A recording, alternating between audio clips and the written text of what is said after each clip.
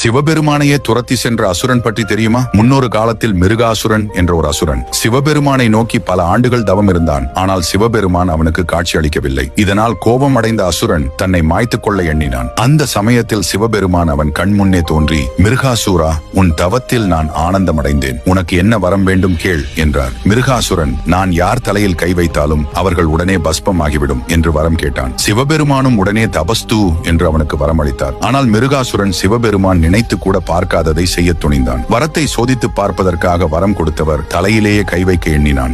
அவன் தீய எண்ணத்தை அறிந்த சிவபெருமான் அந்த இடத்தை விட்டு ஓடினார். மிருகாசூரனும் சிவபெருமானை துரத்தி சென்றான். இதை அனைத்தையும் கண்டு ஆத்திரமடைந்த மகாவிஷ்ணு மோகினி ரூபத்தில் அவதாரம் எடுத்து மிருகாசுரன் முன்பு போய் நின்றார். மிருகாசுரன் காம எண்ணத்தினால் காய்ந்தான். அழகியே, நீ யார்? உன் அழகில் நான் மெய் மறந்தேன்.